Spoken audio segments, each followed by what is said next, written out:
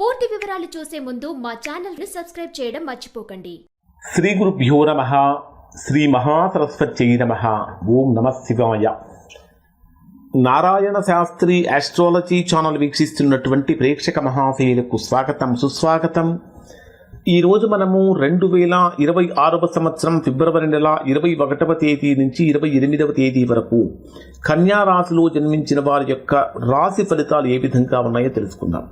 ఈ రాశి ఫలితాలు చూడటానికంటే ముందు ప్రేక్షకులకు చిన్న విషయం ఏమిటంటే, ఈ ఫిబ్రవరి 23వ తేదీ నుంచి మార్చి 1వ తేదీ రాత్రి వరకు కూడా కన్యా రాశి వారికి 6వ స్థానమైనటువంటి కుంభరాశిలో 5 గ్రహాల యొక్క సంయోగం అంటే పంచగ్రహ కూటమి జరుగుతూ ఉన్నది.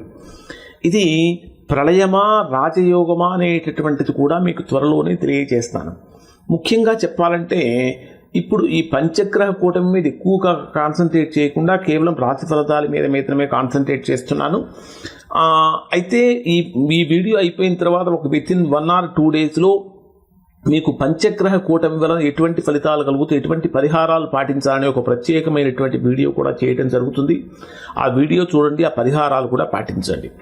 ఇక్కడ కన్యా రాశి వారిని కనుక పరిశీలిస్తే ప్రధానంగా కన్యా రాశికి రాశ్యాధిపతి మరియు దశమ స్థానాధిపతి అయినటువంటి బుధుడు ఎక్కడ సంచరిస్తున్నాడు అంటే మీ రాశికి 6వ స్థానమైనటువంటి కుంభరాశిలో రాహువుతో కలిసి సంచరిస్తున్నాడు.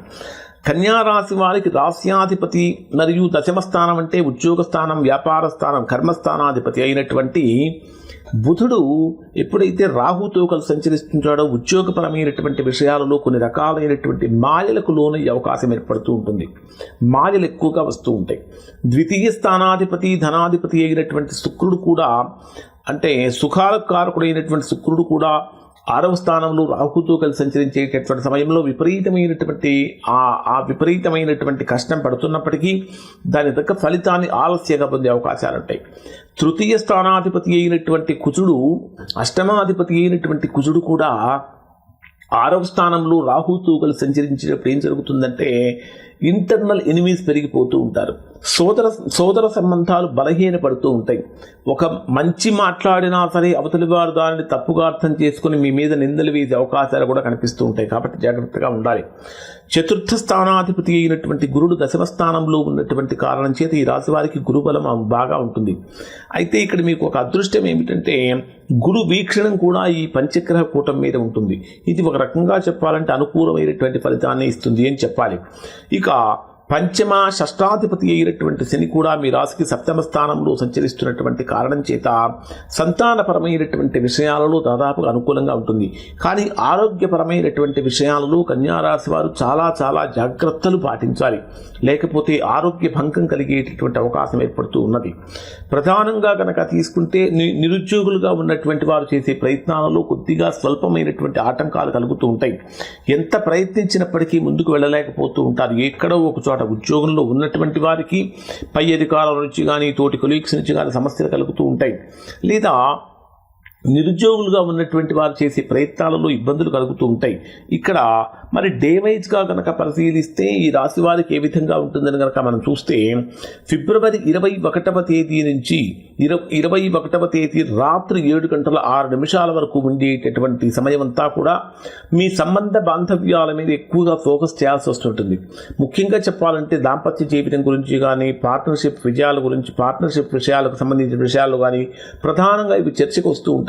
కొంతమంది మాటల కారణం చేత అపార్థాలు దారితీసే అవకాశాలు ఉంటాయి. కాబట్టి మాట్లాడేటటువంటి మాటలు చాలా జాగ్రత్తగా మాట్లాడాలి. బిజినెస్ పార్ట్నర్షిప్లో నిర్ణయాలు ఆలస్యం చేయకండి.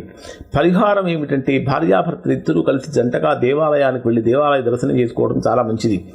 ఇక 21వ తేదీ రాత్రి 7:06 నుంచి 23వ తేదీ రాత్రి 10:11 వరకు ఉండేటటువంటి సమయాన్ని కనుక మనం పరిశీలించినట్లయితే ఇది పూర్తిగా కన్యా రాశి వారికి ప్రతికూలమైనటువంటి కాలంగానే ఉండబోతుంది. అష్టమ చంద్రదోషం యొక్క ప్రభావం చాలా బలంగా పడుతుంది. ఎందుకంటే విపరీతమైన లోతైనటువంటి ఆలోచనలు కానీ నెగిటివ్ థాట్స్ ఎక్కువగా వస్తూ ఉంటాయి.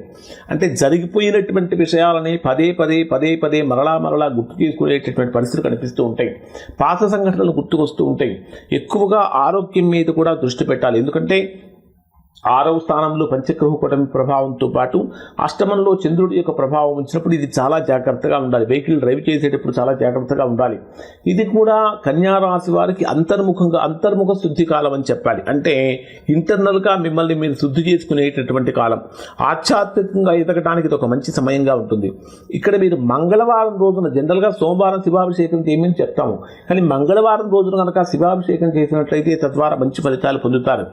23వ తేదీ రాత్రి 10:11 నుంచి 25వ తేదీ రాత్రి 12:54 వరకు ఉండేటటువంటి సమయంలో ఇది బ్రహ్మాండమైనటువంటి అదృష్ట కాలానికి కేరాఫట్రల్స్గా కన్యారాశి వారు ఉండే అవకాశం ఉంటుంది. దేవుడిపై విశ్వాసం పెరుగుతుంది. ఎవరిపైనైతే మీకు నమ్మకాన్ని కోల్పోయినారో మీరు మరలా వారి మీద తిరిగి నమ్మకం పొందే అవకాశం కలుగుతూ ఉంటుంది. గురువుల యొక్క పెద్దవాళ్ళ యొక్క ఆశీర్వాదాలు మీకు అందుతూ ఉంటాయి. విద్యార్థులకు కూడా ఇది ఒక మంచి సూపర్ గుడ్ టైంగా ఉండిపోయే అవకాశాలు ఉన్నాయి. ఇక్కడ కొంతమందికి కన్యారాశిలో జన్మించినటువంటి వారికి విదేశీ యోగాలు కూడా కలిగే అవకాశం ఉంది. ఇక 25వ తేదీ రాత్రి 12:54 నుంచి 28వ తేదీ ఉదయం 4 గంటల వరకు ఉండేటటువంటి సమయాన్ని పరిశీలిస్తే ఇది కెరియర్ వైజ్గా చాలా పీక్ స్టేజ్కి వెళ్ళేటటువంటి అవకాశం కనిపిస్తుంది. ఎందుకంటే కెరియర్ డెవలప్మెంట్ మీద ఎక్కువగా ఫోకస్ చేసే అవకాశాలు ఉంటాయి. ఉద్యోగస్తులుగా ఉన్నటువంటి వారికి ప్రమోషన్స్ రావటం కానీ, బిజినెస్ చేసేటటువంటి వారికి మంచి మంచి డీల్స్ రావటం కానీ, ఇంటర్వ్యూస్ అటెండ్ అయ్యేటటువంటి వారికి వాటిలో సక్సెస్ రావటం కానీ, ఇవి కొన్ని రకాల మీటింగ్స్ కండక్ట్ చేసుకోవడానికి ఇది ఒక బెస్ట్ టైంగా ఉంటుంది. అంటే మీ మాటకు చాలా గొప్పగా విలువ పెరుగుతుంది. కానీ ఒక చిన్న నెగిటివ్ పాయింట్ అంటే ఓవర్ థింకింగ్ తగ్గించుకోవాలి. అంటే ప్రతిదానికి విపరీతంగా ఆలోచన చేయటం అనేటటువంటిది కూడా మంచిది కాదు. ఇక్కడ మీరు బుధవారం రోజున గ్రీన్ కలర్ బట్టలు కనుక ధరించినట్లయితే మంచి ఫలితాన్ని పొందుతారు. 28వ తేదీ ఉదయం నుంచి 28వ తేదీ రాత్రి వరకు ఉండేటటువంటి సమయాన్ని కనుక పరిశీలిస్తే ఇది లాభాల కాలంగా ఉండబోతుంది. స్నేహితుల ద్వారా అవకాశాలు పెరుగుతూ ఉంటాయి. అకస్మాత్తుగా మంచి వార్తలు వింటూ ఉంటారు. సోషల్ మీడియాలో ఉన్నటువంటి వారికి, అన్ని రంగాల్లో ఉన్నటువంటి వారికి గ్రోత్ పెరుగుతూ ఉంటుంది. పెట్టుబడులకు అనుకూలంగా మారుతూ ఉంటుంది. కానీ భావోద్వేగంతో ఎదుటివారి యొక్క నమ్మకాన్ని పోగొట్టుకోకూడదు. ఇక్కడ మీరు అన్నదానం చేయటం కానీ, పాలు దానం చేయటం కానీ, కోతులకు ఆహారం పెట్టడం కానీ చేయటం చాలా మంచిది. మొత్తం మీద కన్యారాశి వారిని కనుక పరిశీలించినట్లయితే వీరికి అదృష్టము, కెరియర్ గ్రోత్, లాభాలు అనేటటువంటివి ఈ మూడు మీ వెంట రాబోతూ ఉన్నాయి. సంబంధాలు, మానసిక ఒత్తిడి, ఓవర్ థింకింగ్ వీటిని కనుక మెరుగుపరుచుకున్నట్లయితే ఈ పైన చెప్పినటువంటి 3 అదృష్టము, కెరియర్ గ్రోత్, లాభాలు ఈ 3 కూడా మీ వెంట వచ్చే అవకాశం ఉంటుంది.